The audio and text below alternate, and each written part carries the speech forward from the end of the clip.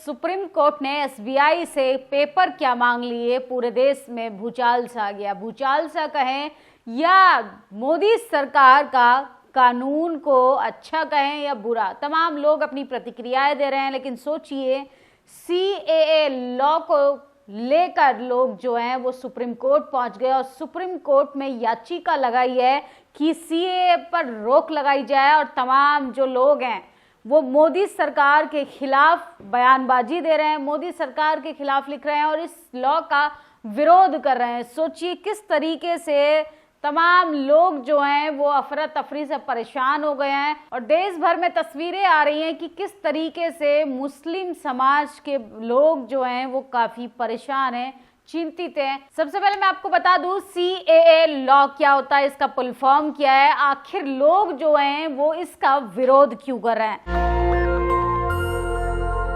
CA notification, Modi सरकार ने नागरिकता संशोधन कानून यानी सिटीजनशिप अमेंडमेंट एक्ट को लागू करने का ऐलान कर दिया। लोकसभा चुनाव से पहले मोदी सरकार ने ये बड़ा फैसला लिया है। लोकसभा चुनाव से पहले मोदी सरकार ने सीएए का नोटिफिकेशन जारी कर दिया है। इस कानून के जरिए 2014 से पहले पाकिस्तान, बांग्लादेश और अफगानिस्तान से आए गैर मुस्लिम प्रवासियों, हिंदू, सिख, जैन, बौद्ध, पारसी और ईसाई को भारत की नागरिकता मिल सकती है।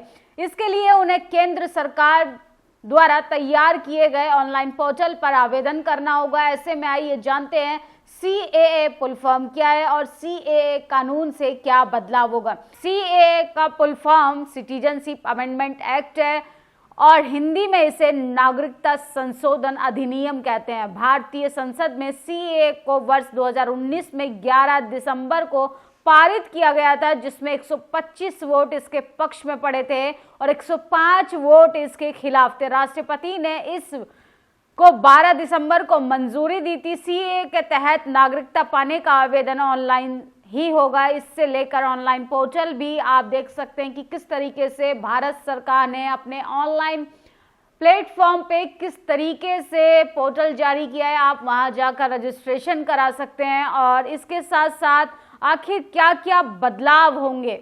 सीएए कानून होने के बाद नागरिकता देने का अधिकार पूरी तरह से केंद्र सरकार के पास होगा। पाकिस्तान, बांग्लादेश, अफगानिस्तान से आए हिंदू, सिख, बौद्ध, जैन, ईसाई और पारसी धर्म से जुड़े तमाम लोग भारतीय नागरिकता दी जाएगी। नागरिकता पाने की पूरी प्रक्रिया ऑनलाइन ही रखी गई है, जिसे लेकर ऑनलाइन पोर्टल तैयार किया गया और तमाम लोग जो हैं वो इसका विरोध क्यों कर रहे हैं ये भी हम आपको बताएंगे। पोर्टल पर अप्लाई करने वाले नागरिकों के लिए कोई भी किसी भी प्रकार का दस्तावेज या डॉक्यूमेंट्स नहीं मांगा जाएगा, जिसके बाद गृह मंत्रालय ने आवेदन की जांच प्रक्रिया को भी शुरू कर दिया। तो सोचिए, लेकिन तमाम लोग इस एक्ट का विरोध क्यों कर रहे हैं। सबसे पहले हम आपको बता दें कि मोदी सरकार ने खुद अपने भाषण में कहा कि सीएए नागरिकता छीनने का नहीं, नागरिकता देने का कानून है। सीएए के नाम पर भ्रम फैलाने वाले लोग जो हैं वो देश के प्रधानमंत्री का वो भाषण सुने, जिन्होंने अपने स्पीच में सीएए लॉ को लेकर लोगों के सामने अपनी बात रखी थी। सीएए पर रोक लगाई जाए, सुप्रीम कोर्ट पहुंचकर इंडियन यूनियन मुस्लिम लीग ने मांगी मांग। मुस्लिम लीग ने कहा ये कानून असंवैधानिक है और भेदभावपूर्ण है, ये मुस्लिमों के खिलाफ है। सीएए लागू होने के बाद दिल्ली के मजनू का टीला इलाके में रह रहे पाकिस्तानी लोगों से बीजेपी सांसद मनोज तिवारी ने मुलाकात की और उन्होंने कहा कि आपको घर देने का हम वादा करते हैं। और सोचिए, वहां पर रह रहे प्रवासियों को मनोज तिवारी जो बीजेपी सांसद हैं उन्होंने उनको आश्वासन दिया है कि उनको घर दिया जाएगा। तमिलनाडु में सीए लागू नहीं होना चाहिए, हम इसे स्वीकार नहीं करते, अभिनेता थलापति विजय का यह बयान है और देश भर में लोग इसके विरोध में भी खुलकर बोल रहे हैं। राहुल गांधी ने काफी गंभीर सवाल उठाया है कि मोदी जी के चंदे को लेकर सवाल उठाया गया था। एसबीआई से सुप्रीम कोर्ट ने सवाल किया कि भैया पेपर दिखाओ, इसीलिए जल्दबाजी में लोकसभा चुनाव से पहले ये बिल लाया गया ताकि आपको देश की जनता को गुमराह करके मुद्दे से भटकाया जाए। नरेंद्र मोदी के चंदे के धंधे की पोल खुलने वाली है। 100 दिन में स्विच बैंक में काला धन लाने वाला वादा कर सत्ता में आई सरकार अपने ही बैंक का डेटा छिपाने के लिए सुप्रीम कोर्ट के सिर के बल खड़ी हो गई है। इलेक्ट्रल बॉन्ड भारतीय इतिहास का सबसे बड़ा घोटाला साबित होने जा रहा है, जो भ्रष्ट उद्योगपति और सरकार के नेक्सस की पोल खोलकर नरेंद्र मोदी का असली चेहरा देश के सामने लेकर आए। क्रोनोलॉजी स्पष्ट है, चंदा दो धंधा लो, चंदा दो प्रोटेक्शन लो, चंदा देने वालों पर कृपया की पोछार और आम आदमी पर टैक्स की मार। ये है भाजपा सरकार और मोदी सरकार। लगातार राहुल गांधी जो हैं वो तंज कर रहे हैं मोदी सरकार पर, और मोदी सरकार से जब पूछा जाता है कि आप इलेक्ट्रल बॉन्ड का डेटा दिखाइए, कहां से कितना चंदा लिया, एसबीआई को फटकार लगाती है। सोचिए सीजीआई। चंद्रचूड़ ने भी कहा है कि आप जल्द से जल्द सुप्रीम कोर्ट की याचिका पर काम कीजिए और जल्द से जल्द पेपर दिखाने का काम। इसके साथ साथ अखिलेश यादव भी सीए जैसे लॉ का विरोध कर रहे हैं। जब देश के नागरिक रोजी रोटी के लिए बाहर जाने पर मजबूर है तो दूसरों के लिए नागरिकता कानून लाने से क्या होगा। जनता भटकावे की राजनीति का भाजपा ही खेल समझ चुकी है। भाजपा सरकार ये बताए कि उनके 10 सालों के राज में लाखों नागरिक देश की नागरिकता छोड़कर क्यों चलेगा, चाहे कुछ हो जाए। कल इलेक्ट्रल बॉन्ड का हिसाब तो देना पड़ेगा, फिर केयर फंड का भी।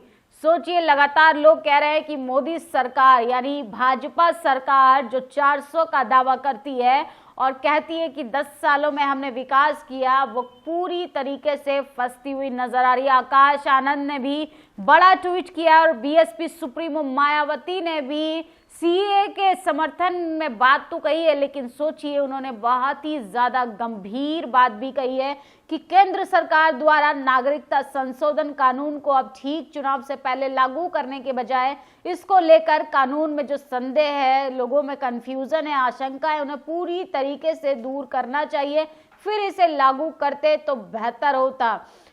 आकाश आनंद लिखते हैं कि लोकसभा चुनाव से पहले नागरिकता संशोधन कानून लाना पूरी तरह से भाजपा की चुनावी चाल है। समाज का सांप्रदायिक ध्रुवीकरण, भाजपा चुनाव में फायदा उठाना चाहती है। दलित, शोषित, वंचित समाज को सावधान रहना चाहिए।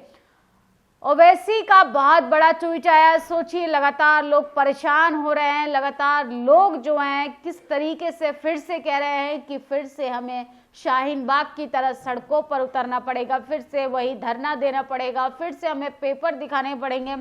संघियों को 2 करोड़ नौकरी नहीं मिली, मगर इनको अपने कागज लेकर लाइन में खड़े होने का शौक है। 2019 में चौकीदार से प्यार हुआ था, अब शायद रद्दी वाले को दिल दे दिया। आप देखो, तब कागज मांगते रहते हैं। सोचिए किस तरीके से ओवैसी जो है भारत सरकार पर सवाल खड़ा कर रहे हैं और कह रहे हैं बीजेपी जो है वो चुनाव से ठीक पहले इस तरीके की चीजें करती है ताकि समाज में सांप्रदायिक दंगों को बढ़ावा दिया जा सके, ताकि लोगों को मुद्दों से गुमराह किया जा सके। लोगों के जो जरूरी मुद्दे, महंगाई, बेरोजगारी, भ्रष्टाचार, बेरोजगारी अपनी चरम सीमा पर है। देश के प्रधानमंत्री इस मुद्दे पर कब बात करेंगे कि अपने ही नागरिकों ने कैसे अपने ही देश की नागरिकता को छोड़कर दूसरे देशों में आशियाना ढूंढ लिया। इजराइल जैसे देश में लोग रोजगार की तलाश में जा रहा है और देश के प्रधानमंत्री चुनाव से ठीक पहले सीए लॉ लेकर आया। सोचिए, जबकि ऐसे में जब लोगों को जरूरत है रोजगार की, लोगों को जरूरत है रोटी की, लोगों को जरूरत है शिक्षा की, लोगों को जरूरत है अच्छे अस्पताल की, तो ये सबको जबरन नागरिकता दे रहे हैं। केजरीवाल पूछ रहे हैं 10 साल देश का राज करने वाले एन चुनाव से पहले मोदी सरकार सीए लेकर आई ऐसे वक्त जब गरीब मध्यम वर्ग महंगाई से करा रहा है और बेरोजगार युवा रोजगार के लिए दर दर की ठोकरें खा रहा है। असली मुद्दों से समाधान करने के बजाय ये सीए लॉ लेकर आए। कह रहे हैं कि 3 पड़ोसी देशों के अल्पसंख्यकों को भारत में नागरिकता दी जाएगी, यानी ये पड़ोसी देशों के लोग भारत में लाकर बसाना चाहते हैं। क्यों? अपना वोट बैंक बनाने के लिए। जब हमारे युवाओं के पास रोजगार नहीं तो पड़ोसी देशों से आने वाले लोगों को रोजगार कौन देगा, उनके लिए घर कौन बनाएगा? क्या बीजेपी उनको रोजगार देगी? क्या बीजेपी उनके लिए घर बनाएगी? पिछले 10 सालों में 11 लाख से ज्यादा व्यापारी, उद्योगपति इनकी नीतियों और अत्याचारों से तंग आकर देश छोड़कर चले गए। उन्हें वापस लाने के बजाय पड़ोसी देशों के गरीबों को लाकर भारत में बसाना चाहते हैं। और क्यों? सिर्फ वोट बैंक बढ़ाने के लिए। पूरा देश सीएए का विरोध कर रहा है। पहले हमारे बच्चों को नौकरी दो, पहले हमारे लोगों को घर दो, फिर दूसरे देशों के लोगों को हमारे देश में लाना। पूरी दुनिया में हर देश दूसरे देश के गरीबों को अपने देश में आने से रोकता है, क्योंकि ये इस देश के स्थानीय लोगों के रोजगार को कम करता है। बीजेपी शायद दुनिया की अकेली पार्टी है जो पड़ोसी देशों के गरीब को अपना वोट बैंक बनाने के लिए ये गंदी राजनीति कर रही है। ये देश के खिलाफ है। खासकर असम, पूरे उत्तर पूर्वी भारत के लोग इसका सख्त विरोध करते हैं, जो बांग्लादेश से होने वाले माइग्रेन के शिकार हो रहे हैं और जिनकी भाषा और संस्कृति आज खतरे में है। बीजेपी ने असम और पूरे उत्तर पूर्वी राज्यों को लोगों को धोखा दिया है और लोग इसका लोकसभा चुनाव में जरूर जवाब देंगे। लोग सवाल कर रहे हैं कि भैया आप पड़ोसी देश के नागरिकों को अपने देश में नागरिकता देंगे, अपने देश में जगह देने वाले, अपने देश में पनाह देने वाले हैं। जरा ये तो बताइए कि आप उनके लिए रोजगार की क्या व्यवस्था कर रहे हैं, आप उनके लिए रहने की क्या व्यवस्था कर रहे हैं, आप उनके लिए नौकरी की क्या व्यवस्था कर रहे हैं। अपने ही नागरिकों का अपने ही देश में किस तरीके से हाल बेहाल है। 69,000 शिक्षक भर्ती वाले विद्यार्थी कैसे पिट रहे हैं। नियुक्ति पत्र तक ये सरकार नहीं दे पा रही है और एक तरफ कह रही है कि आइए हमारे देश में स्वीकार कीजिए हमारे देश की नागरिकता को, और जबरन पकड़ पकड़ कर लोगों को नागरिकता देने का बीजेपी जो है काम कर रही है। इस पूरी खबर पर आपकी क्या प्रतिक्रिया है कमेंट बॉक्स में जरूर बताइएगा, और सीएए लॉ को लेकर आप लोग क्या सोचते हैं आप अपनी राय कमेंट बॉक्स में जरूर दीजिए। शुक्रिया। नेशनल दस्तक की आपसे गुजारिश है कि अगर इसको बचाना चाहते हैं तो नेशनल दस्तक को सब्सक्राइब करने के लिए रेड कलर के सब्सक्राइब बटन को दबाएं, फिर बेल आइकन की घंटी दबाएं। नेशनल दस्तक को बचाने के लिए बहुत जरूरी है कि हर खबर को शेयर करें, लाइक करें, कमेंट जरूर करें।